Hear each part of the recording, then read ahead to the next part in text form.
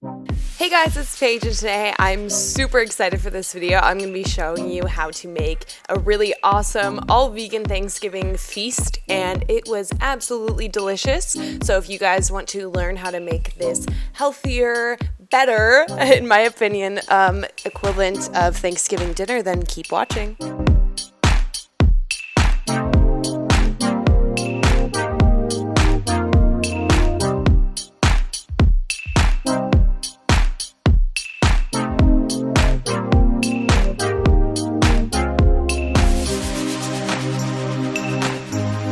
So we're gonna start with things that you can do overnight first. So the first thing you're gonna do is make your pumpkin pie. So here are all of the ingredients, and I will also have them listed down below in the bottom bar along with some of the directions.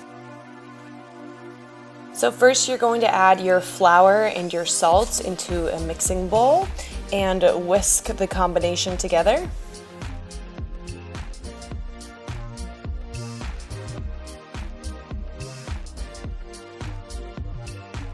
Then you're gonna add your butter and gently work it in with a fork.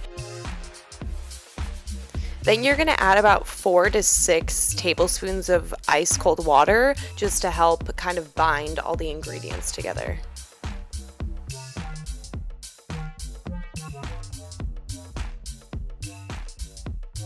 Once you have a good dough formed, you're going to put a piece of plastic wrap on a plate, and then you're going to grab the dough and kind of smush it down onto the plate, forming about a 1/2 inch thick disc, and make sure that it fits the inside of your pie tin or whatever you're going to be cooking it in.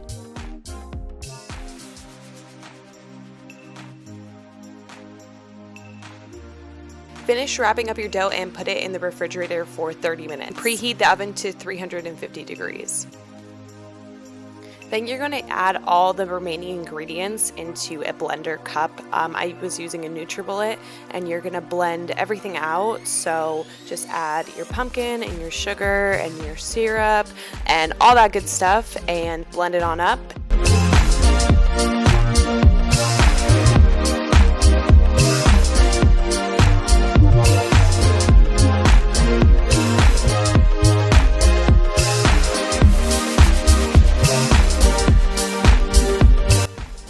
After your crust is done in the refrigerator, you're going to put it in between 2 sheets of parchment paper and roll it out with either a rolling pin or just an old jar. That's what I used. Once that's done, you're going to pull it off and transfer it into the pan that you're going to be baking the pie in, and make sure that you press it in and kind of form it around the edges so that it makes a nice crust. Once that's done, put in the filling and then just pop it in the oven for 58 to 65 minutes.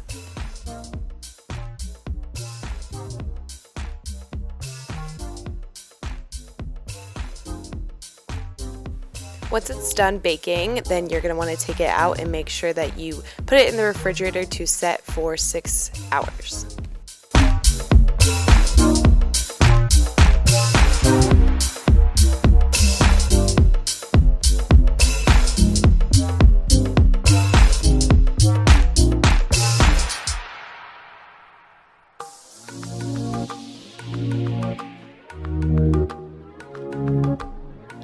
In a mixing bowl, you're going to want to add the cornmeal, salt, and baking soda first.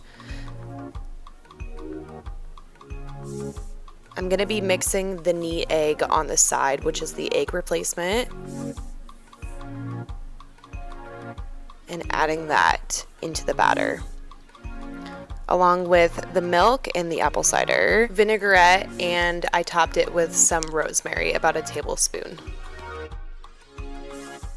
So you're going to want to fill the bottom of your pan with oil. So since I used the muffin tins, I had to fill them each with it a little bit, and then I filled them up with the batter afterwards and put them in the oven on 450 degrees for about 12 minutes.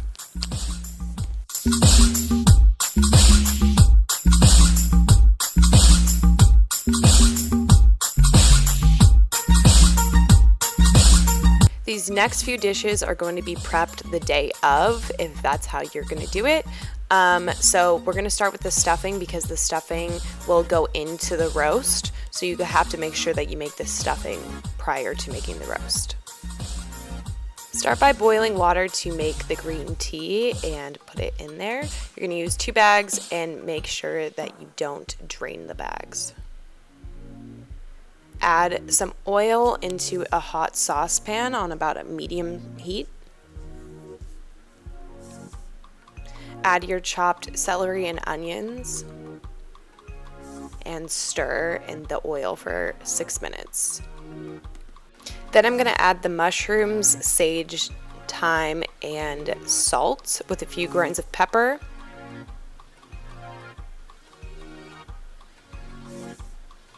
I'm going to keep this on the heat for about 4 minutes and then add the green tea and bring it to a simmer after that.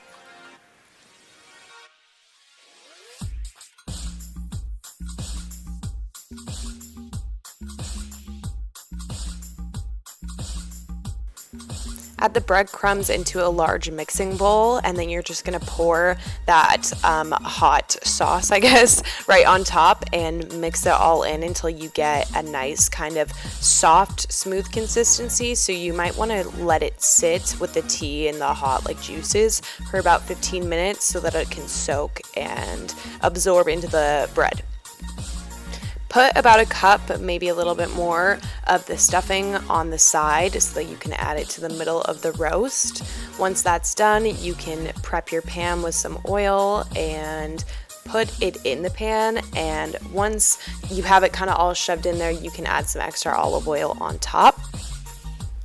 Wrap the pan in aluminum foil and put it in the oven on 375 degrees for 30 minutes.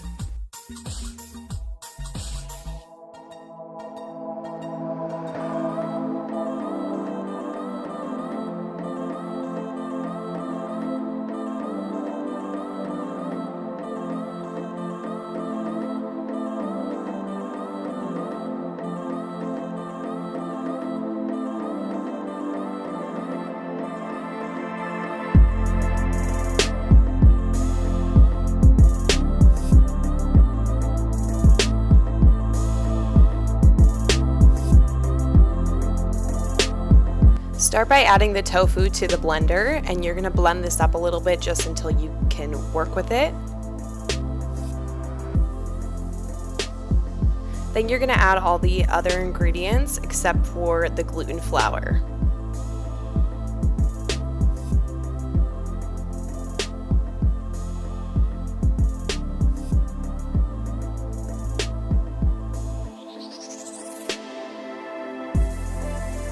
And blend it all up.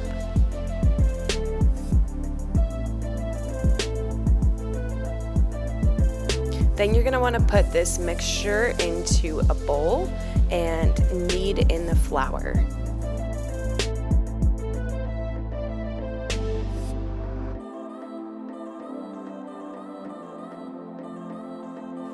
Separate the dough into 2 equal halves.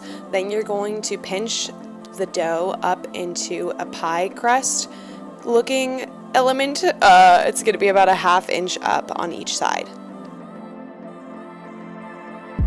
Then you're going to fill it with the stuffing, and once that's done, you're going to put the dough ball on top and form it to fit. And have fun with this, because playing with this dough is fairly amusing, and make sure that it's all smoothed out.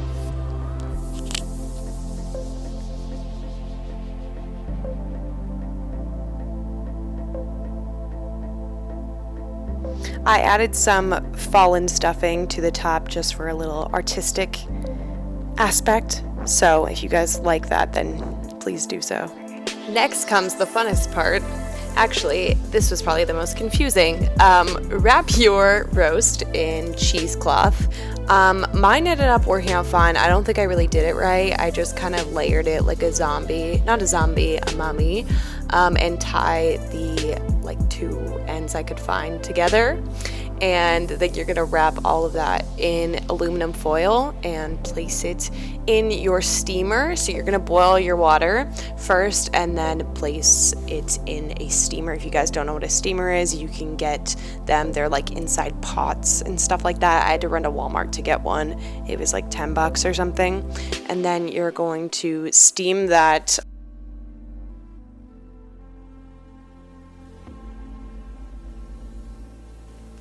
Once that's done and unwrapped, you're going to start the baste. So I'm going to leave the link explaining how to make the baste down below because it's on tofurkey.com and it's a lot easier to explain that way.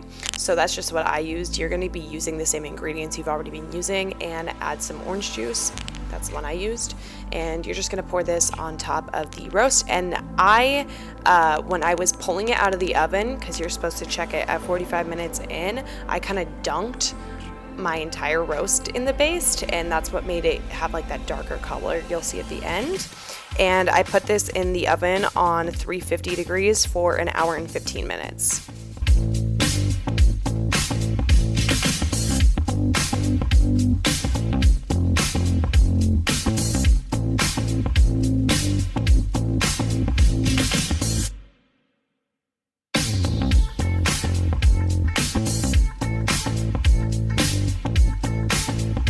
First, you're going to cut off the top of your garlic head and pour some olive oil in it and wrap it in aluminum foil. You're going to put this in the oven for an hour on 375 degrees.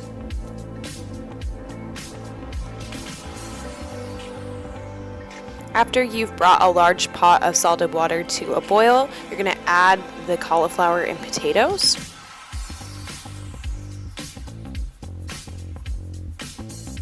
I let the cauliflower cook for about 15 minutes and the potatoes for 25 to 35. Using a food processor or blender, you're going to puree the cauliflower. And I did this a couple times so that I could make it like kind of smaller and fit and be able to work a little bit better. Then I added the garlic, the olive oil, and salt and pepper along with the rosemary.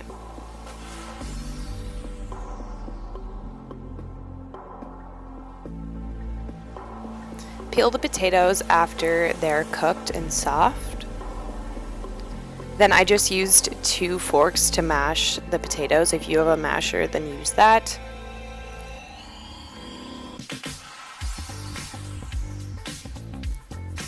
Add 2 more tablespoons of olive oil and then stir the cauliflower puree into the bowl with the potatoes.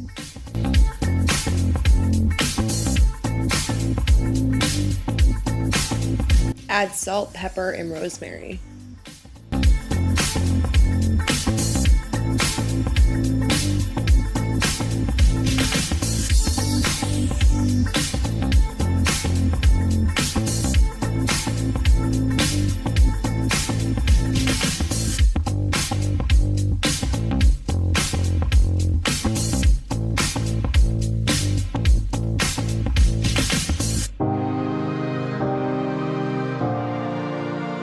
You're going to put the macaroni and cheeses in the oven on a cookie sheet as directed on the back of the box. Then on a large skillet, you're going to melt your butter, and I added these 2 garlic, salt, and powders just to add some extra flavor, and then I added in the breadcrumbs, just kind of stirring it on a low heat until they got crispy and crunchy. After you take the macaroni and cheese out of the oven, you're gonna stir it and prep your pan with some cooking oil. Then you're gonna take the first container and smush it down to the bottom of the pan, add a layer of breadcrumbs, then a layer of the mac and cheese again, and top it with the breadcrumbs again.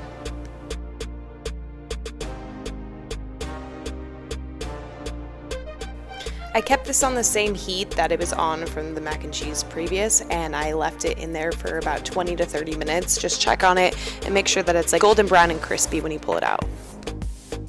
And that is the whole feast. I am so impressed with how it turned out. I think it tasted absolutely delicious. I'm so excited to share this with my friends on Thanksgiving. So if you guys have any questions about my veganism and things like that, leave it in the comments below because I will be doing a ton of videos on it soon. So I hope you guys try some of these out. If you do, make sure you tweet them to me or send me pictures on Instagram. And my username for both of those is @PaigeNoelle with 3 underscores at the end. I will have it linked in the bottom bar. Make sure you check that out and follow me, and I will see you guys in my next video. Bye!